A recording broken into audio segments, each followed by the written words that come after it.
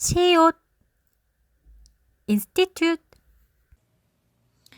안녕하세요. 시옷연구소입니다. 시옷연구소 오늘은요, 직업 탐구를 좀 해보는 시간을 가져볼까 해요. 그래서 제가 하고 있는 일인 디자인 띵킹을 활용한 퍼실리테이터라는 직업이 어떤 직업인지 좀 알아보는 시간을 가질 건데요.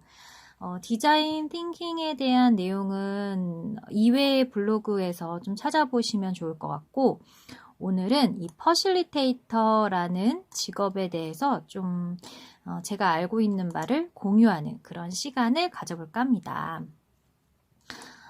먼저 퍼실리테이터라는 내용을 인터넷에서 한번 찾아봤어요. 네이버에서 찾아보니까 퍼실리테이터란 개인이나 집단의 문제 해결 능력을 키워주고 조절해준다. 그리고 두 번째는 조직체의 문제, 비전에 대한 자신 해결책을 개인이나 집단으로 하여금 개발하도록 자극해준다. 세 번째는 교육 훈련 프로그램의 실행 과정에서 중재 및 조정 역할을 담당하는 사람을 의미한다. 그리고 네 번째는 팀 구성원들에게 질문을 던지고 팀 구성원들의 생각에 맞서며 한편으로 독려한다. 그리고 팀이 그들 자신의 행동에 대해 더 잘 알도록 해주는 것이 퍼실리테이터의 역할이다. 그리고 퍼실리테이터의 목적은 궁극적으로 학습을 가속화시키는 것이다. 그리고 팀이 취하는 다양한 행동에 대한 피드백을 제공하고 성찰을 고무한다. 그리고 학습자들이 문제를 어떻게 해결하고 있는지에 대해 성찰하고 학습을 촉진하는 데 도움을 준다. 이런 내용이 있더라고요. 일단 제가 생각을 할 때 퍼실리테이터라는 어떤 그런 직업에 대한 내용을 좀 간략하게 정의를 해본다면 전 이렇게 좀 정의해 볼 수 있을 것 같아요. 퍼실리테이터는 문제를 해결할 아이디어를 떠올리게 하도록 환경을 구성하고 내용을 지원하는 플랫폼을 제공하는 사람이다 라고 정의를 해볼 수 있을 것 같습니다. 그래서 이 퍼실리테이터에 대해서 좀 얘기를 해보자면 우리가 회의를 하거나 어떤 아이디어를 이제 떠올려야 할 때 어떤 이 회의나 아이디어를 떠올리게 하는 그런 장에서 리더 역할을 하는 사람이 한 명 필요하잖아요. 근데 그 리더들이 아이디어도 내고 회의를 진행하기란 굉장히 어려운 일이잖아요. 그래서 이 퍼실리테이터는 구성원이 충분히 지금 꼭 해야 하는 이 주제에 대해서 몰입하게끔 환경을 구성해주는 사람을 의미를 합니다. 그래서 요즘에 이 퍼실리테이터의 역할이 좀 부각이 되고 있고, 또 회의 중에서도 이 퍼실리테이터를 이제 활용하는 경우가 굉장히 많이 늘어나고 있어요.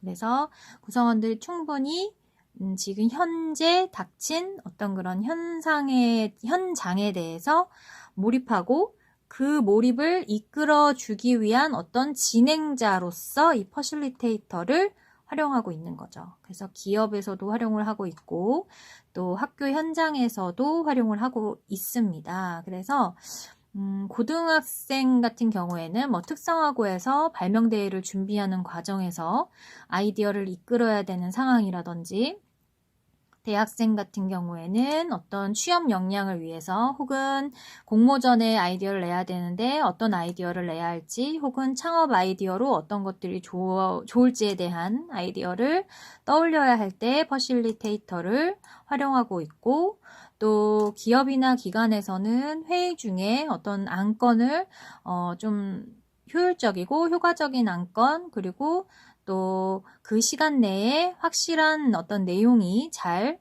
산출되기 위해서 진행자로서 퍼실리테이터를 활용하고 있다라고 보시면 좋을 것 같아요.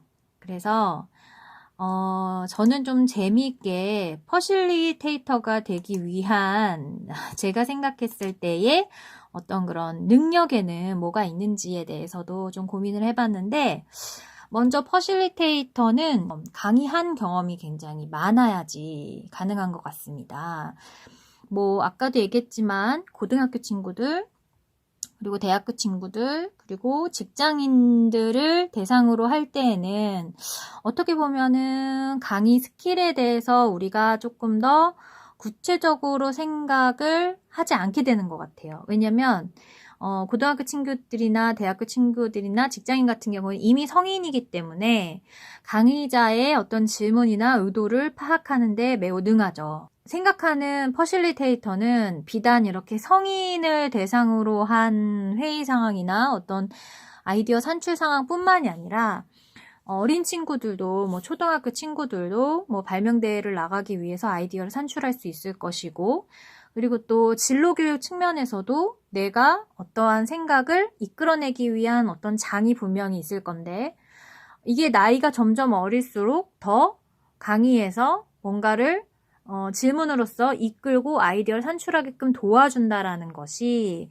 매우 좀 어려운 일이기 때문에 좀 다양한 어떤 현장에 대한 강의 경험이 많을수록 과연 이 상황에서 어떤 식으로 지원을 해주는 것이 도움이 될 거라는 거를 좀 파악할 수 있다라는 것이죠.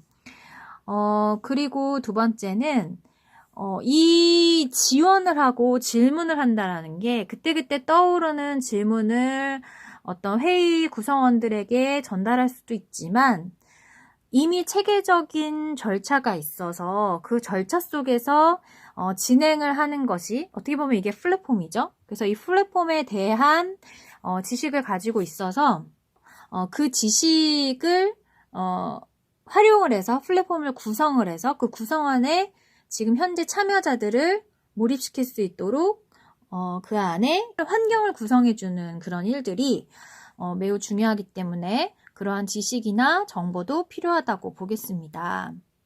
인간관계에 대한 호기심이 있어야 된다라고 제가 이제 여기에 써놨는데 이 퍼실리테이터는 다양한 사람들을 만나게 되거든요. 근데 다양한 사람을 만날 때 인간관계에 대한 호기심이 뭐냐면 그 장소에 모인 사람들을 굉장히 매력적이게 봐야지 강의도 더 재미있게 할 수 있는 거거든요. 그래서 사람들을 만나고 새로운 사람을 만나는 것에 대해서 매우 가치 있게 생각하는 마음이 필요하다. 그리고 이런 회의가 뭐 어떤 현장에서 진행이 될지 모르잖아요. 근데 그에 관한 질문이라든지 아니면 부족한 걸 어떻게 이끌어야 되는지에 대한 어떤 내용을 구성하려면 그 분야에 대한 지식이나 스킬이 있어야 되거든요. 그래서 내가 한 분야에 대한 지식만 파는 것보다는 좀 다양한 분야의 지식을 알고 있는 것이 이 퍼실리테이터가 되기 위한 요건이라고 볼 수 있겠습니다. 그리고 이건 좀 재미있는 얘기지만 외모에 대한 관심도 있어야 된다고 저는 생각을 해요.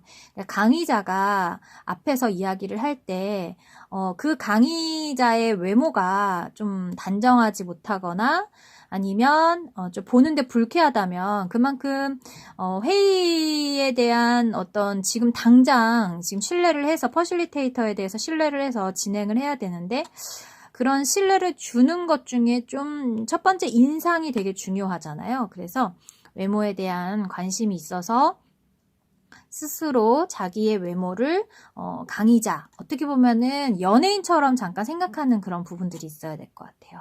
그래서 그런 부분들이 있어서 내가 강의자가 됐을 때 그리고 이런 퍼실리테이터가 됐을 때 과연 나는 어떤 모습으로 비춰주는 게 좋은지에 대한 관심이 있어야 되고 그리고 앞서도 얘기했지만 이 퍼실리테이터는 어느 상황에서 쓰이게 될지 모르기 때문에 끊임없이 좀 배우고 끊임없이 알아가는 그런 어떤 태도를 지녀야 되거든요. 그래서 배움에 대한 어떤 도전의식이 필요하다라고 볼 수 있겠습니다. 퍼실리테이터가 되기 위한 어떤 그런 전공 같은 것들을 생각해 본다면 사실 이거는 저의 의견이에요. 이거 이외에도 다른 의견이 많을 수 있습니다.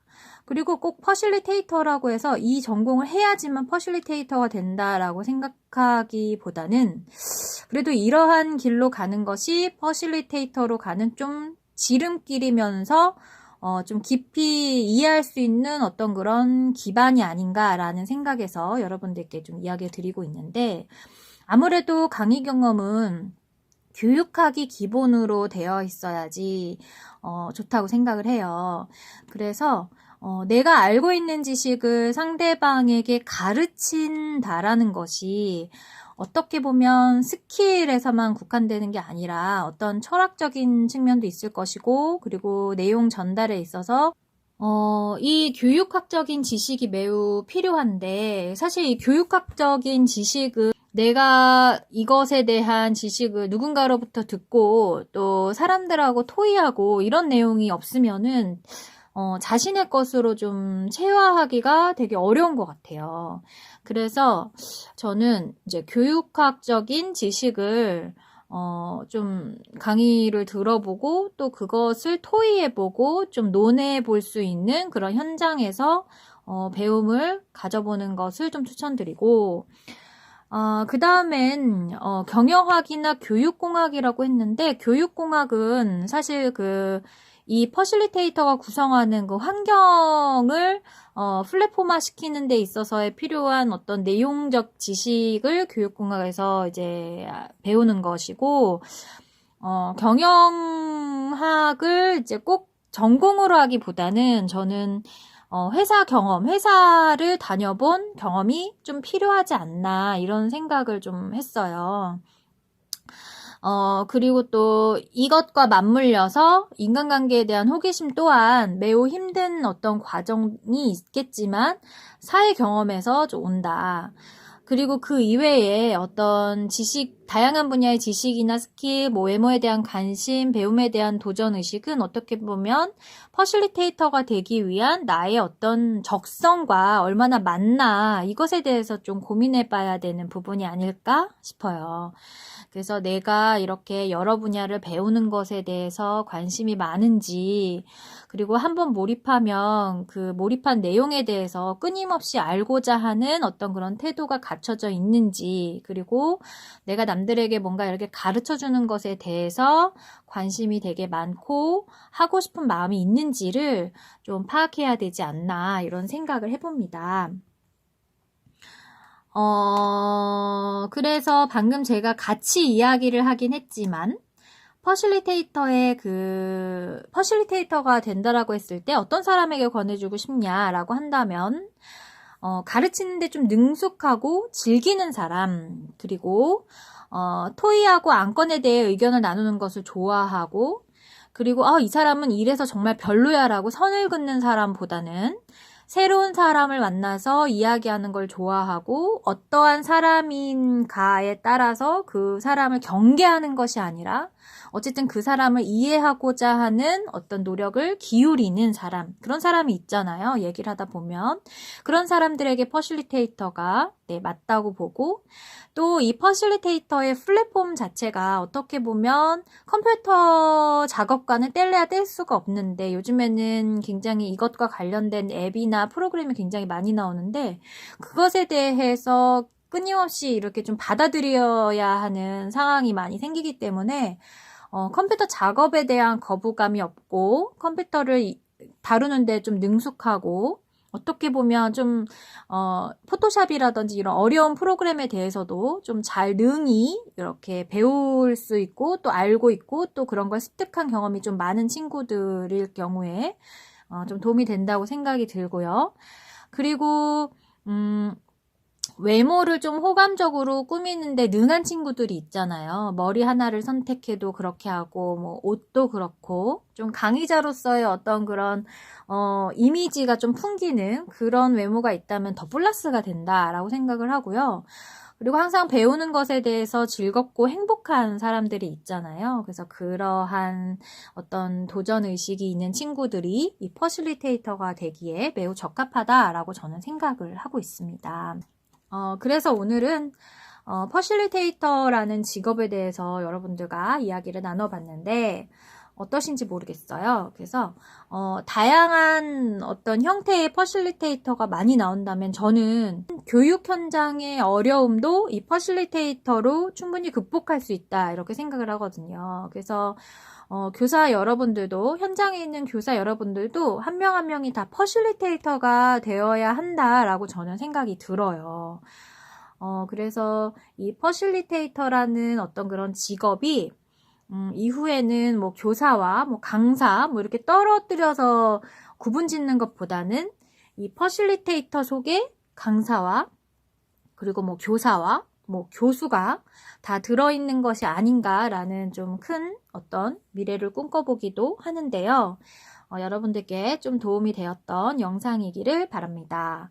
그럼 여러분 다음 시간에 만나요. 안녕.